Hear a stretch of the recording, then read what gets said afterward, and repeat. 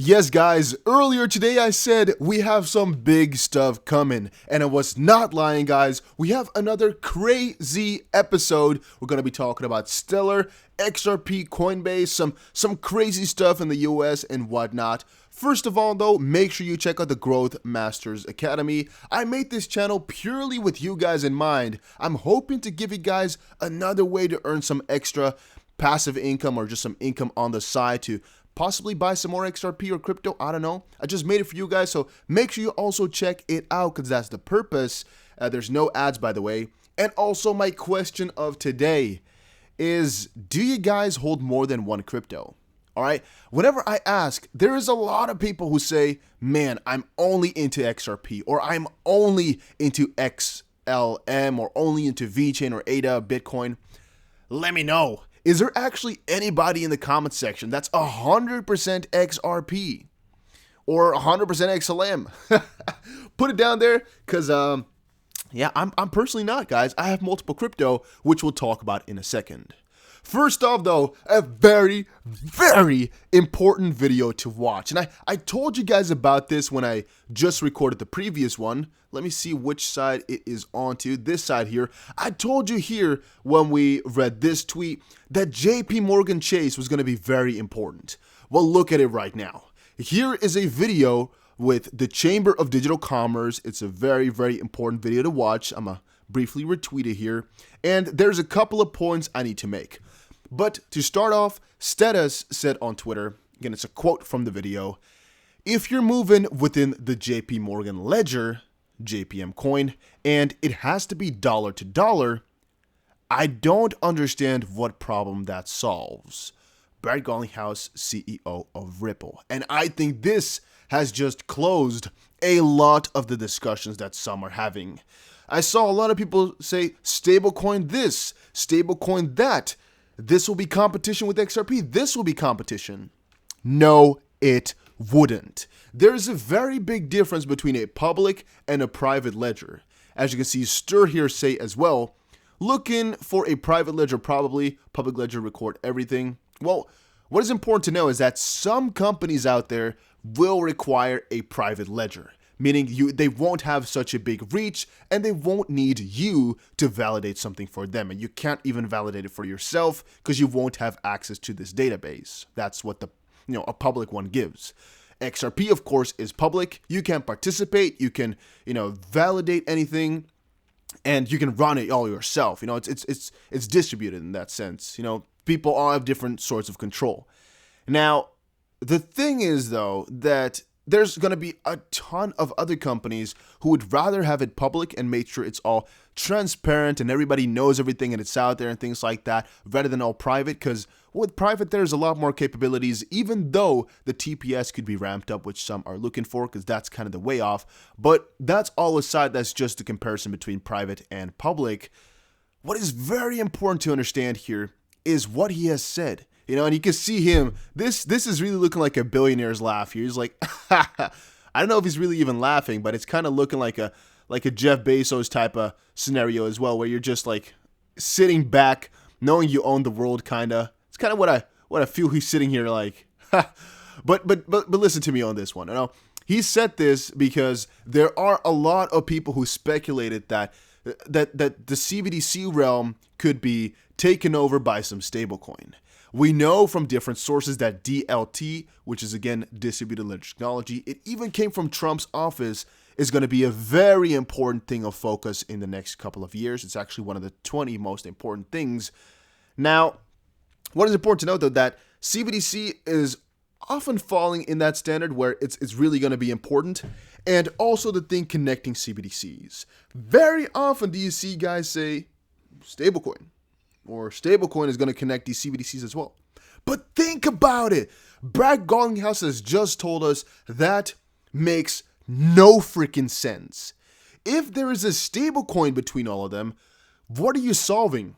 Because a stablecoin either would have to be private, meaning that nobody can validate it, so a country like China would definitely not accept a US private coin of some sort because there's no openness. So again, a private blockchain, again, with higher TPS, which is the only benefit to it, will not work. All right, so private stablecoins, throw them out the window. Then you got some public stable coins, but what are they gonna get pegged to? What are they gonna portray? You can kind of only see this scenario working on a dollar to dollar for JPM coin specific, or for another, I guess, banking sector in a different country, euro to euro, or something along those lines. Those are the only ones that would work, or what they are purposed for when they are made. XRP is one of the only ones that's so interoperable to be able to work with every single one of them. And the only thing you can argue with me here is that there could be a different crypto used for this, a different crypto like XRP. And yes, that is completely true. The only difference right there, and the disputable evidence, is that none of the other cryptos are as far. And please, if you know any, put them down in the comment section, because last time I read, Ripple is still a couple of years ahead of the competition. The only one coming quite close is something like Stellar. I mean, yes, they got IBM Worldwire, they got a lot of the IBM partnerships on the same level and such. They're building things, they're inherently different, but I mean, it's still a coin that I hold, so even if something like that were to happen, I would be very, very joyful. And on a certain degree, though, I'm like, Danelle Dixon, yeah, from the Stellar Foundation, she has a lot of connections, but not like Ripple does. I mean, gotta be honest with you guys here. Look at where the CEO is just sitting all the time. This is a daily thing for him, it kind of looks like. I'm wondering if he ever sees his family, the way he's moving around the country, he's trying to change this world. Beautiful suit, by the way. That's some detail. But yeah, I want to briefly move into Stellar and then talk a little bit more about prices and Bitcoin, because I just saw this article, and again, it made me a little bit more bullish about Stellar as well. Stellar Lumen's price prediction. Will it show an interstellar rally in 2021? Yes, that was a very, very, very bad pun, and I did report the website for harassment because I don't think they could make anything like that. That's not.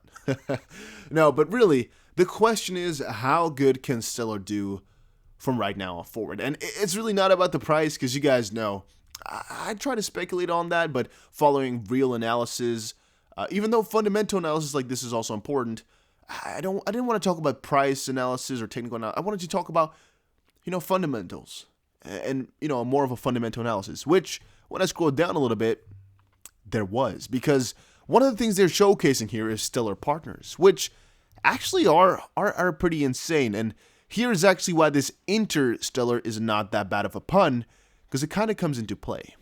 All right, you can see the first partner or company name, Inter/Stellar.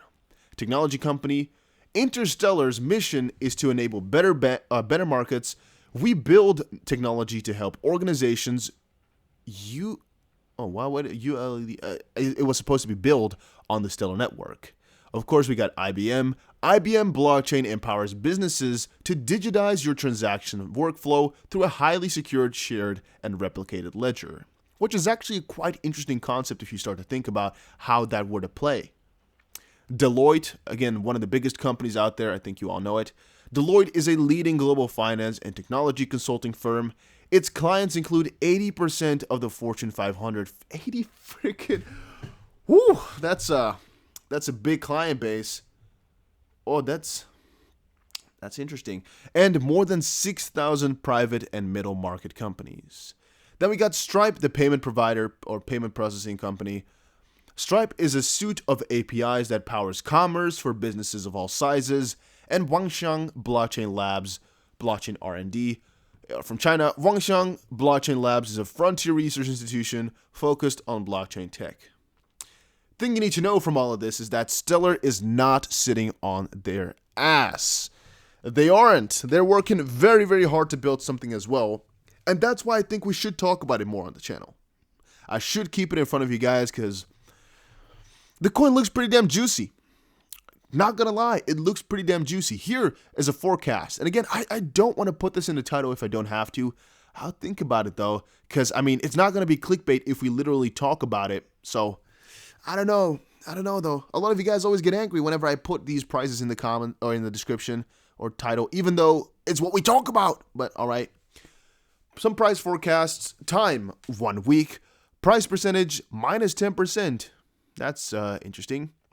1 year from now, though, plus 1,090%, meaning about 11 times higher than it is right now at 62 cents. 3 years, about 3,400%, which again means about 34 times higher, which is $1.84. And 5 years plus 6,300%, which is about 63 times higher at $3.33.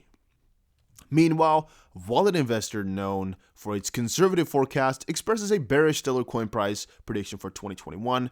They believe that in a 12-month period, the XLM price will drop from 0.082 to 0.0105, which is rather interesting. But again, everybody's going to have their own opinion. I personally like the more bullish ones more because I think that's more accurate.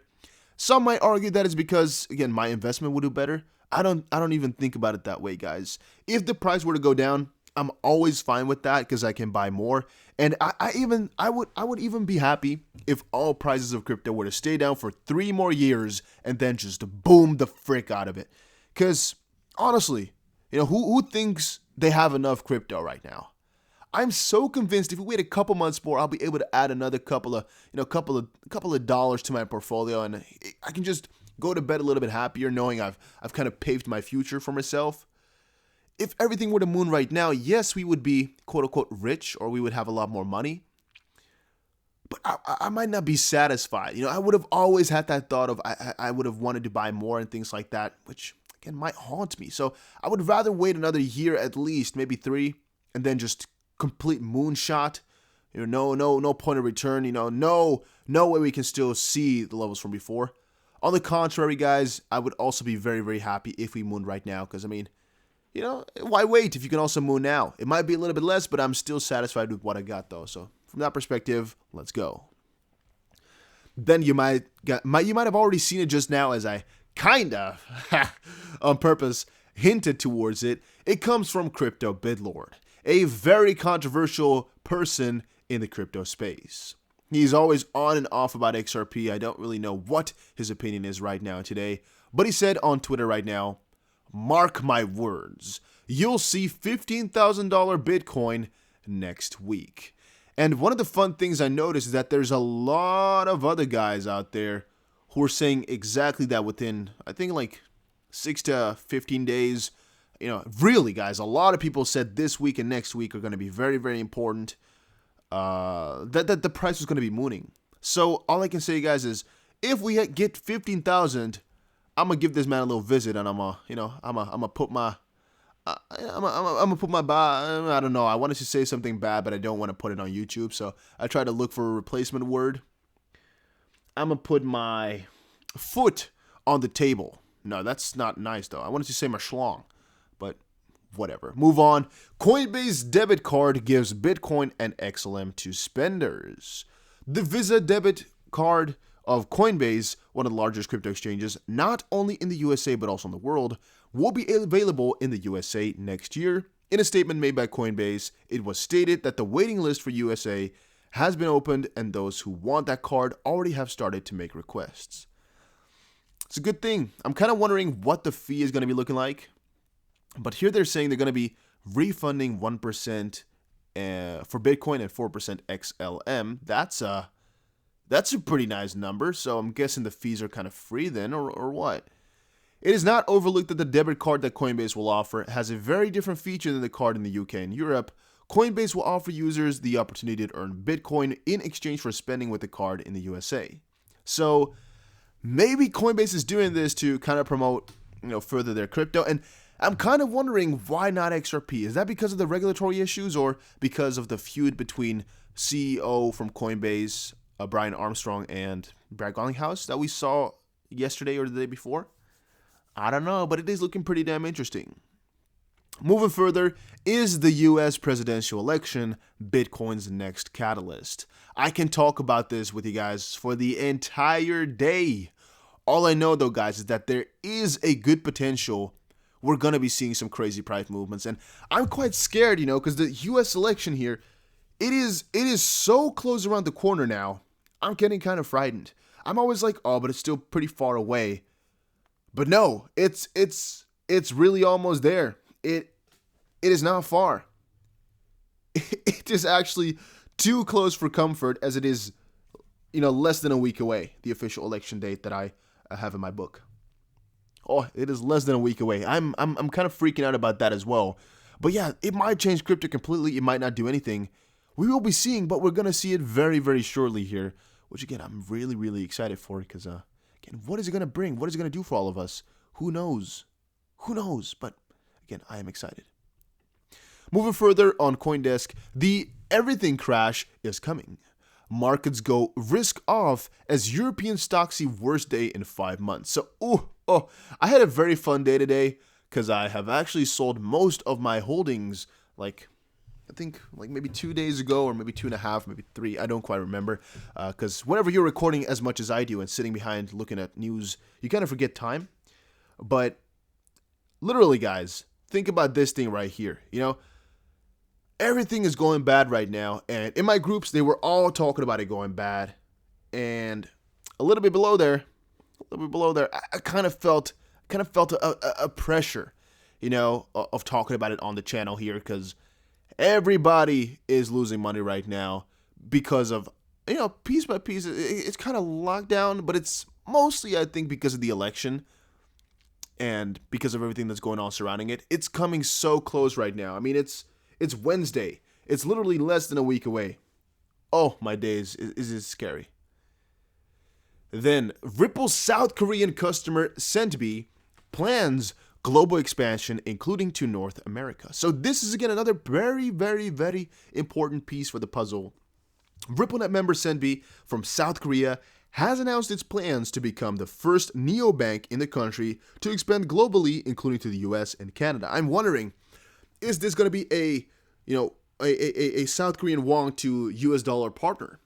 Maybe this is what they're going to be setting up. A very nice ODL corridor this could be. If they got themselves some operations in both of these countries, this could be very, very big. As of this point, though, I don't think they've gotten the license yet, but they are acquiring it. Or let's see, actually, maybe they have already gotten it now. It also claims to become the first neobank in South Korea now that it has required the necessary license. So yes, it has already even gotten themselves the license. So that is pretty damn amazing. And I'm kind of wondering what the connection will be and how positive this will be for XRP and Ripple. As of this point, it is just very, very interesting that there's a couple of details that match up perfectly. The company's target customers are SME, residents of South Korea abroad, overseas workers in the country, and expatriates. What the frick is that word? Expatriates. Can't pronounce it. Expatriates. Maybe that's it. Guys, I'm not a native English speaker, so some words I just notice and I'm kind of okay. When I read it in my head, everything goes fine. But when I try to speak it out loud, expatriates, whatever. You guys know what it says right there. Just read it for yourself and mock me in the comment section. And also let me know how you pronounce this thing. Can I do it like this? Look up. Would it just tell me? Okay, this is a person who lives outside of the native country. What is the difference between an outside worker, or why would you say abroad workers then if you're also going to put this word in? Is there no way to... Okay, I could have done... Let Siri say it out loud. Expatriate.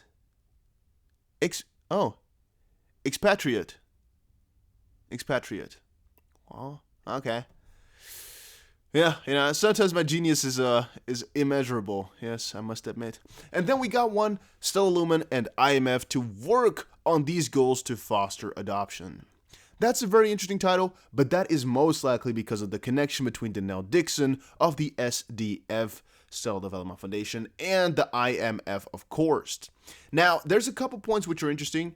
First off, let's read here. Stellar Lumen has to focus on increasing the interoperability with products from the current financial infrastructure, like businesses, business banks, and central banks. Not even normal businesses, actually.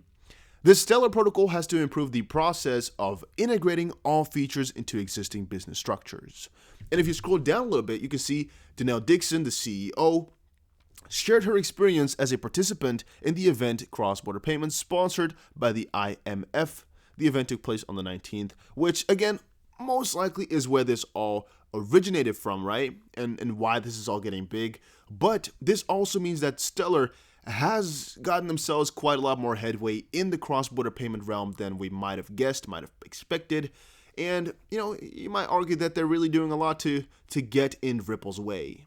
As of this point, though, I can't really compare the two because they are, initially quite different in whole operations, whole goals, and everything that they do.